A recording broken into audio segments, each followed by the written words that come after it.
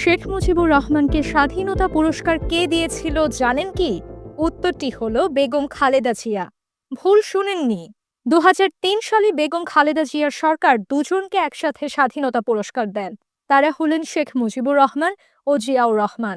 একবার চিন্তা করে দেখুন, কতটা উদার মনের মানুষ ছিলেন খালেদা জিয়া। এর জবাব হাসিনা কিভাবে দিয়েছিলেন জানেন?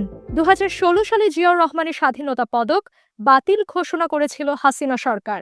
এবার ২০২৫ সালে আবারও সেই স্বাধীনতা পুরস্কার ফিরে পেলেন স্বাধীনতার ঘোষক শহীদ প্রেসিডেন্ট জিয়াউর রহমান। অনেকে দাবি করেন হাসিনা খালেদা জিয়া একই মুদ্রার এপিঠ আর ওপিঠ। এ কথা যে কত বড় ভুল আর নির্বুদ্ধিতা সেটা এর উদাহরণ থেকেই বোঝা যায়। আবার অনেকেই বলেন বাংলাদেশের রাজনৈতিক দলগুলোর বৈরী মনোভাবের কারণে নিজেদের মধ্যে সম্পর্ক নষ্ট করেছে। কিন্তু সকলের জানা উচিত, বেগম খালেদা জিয়া যতটা উদারতা নিয়ে রাজনীতি করেন, শেখ হাসিনা তার ১% উদারতাও যদি দেখাতেন, তাহলে বাংলাদেশের পরিস্থিতি আজ অন্যরকম থাকতো। হাসিনার আচরণের দায় সব দলের ওপর দেওয়া ঠিক নয়। নোবেলজয়ী ডক্টর ইউনূসকে নিয়ে হাসিনা যখন কটূক্তি করে বেরিয়েছে, তখন খালেদা জিয়া সংসদে ডক্টর ইউনূসকে নিয়ে সত্যিটা তুলে ধরেন।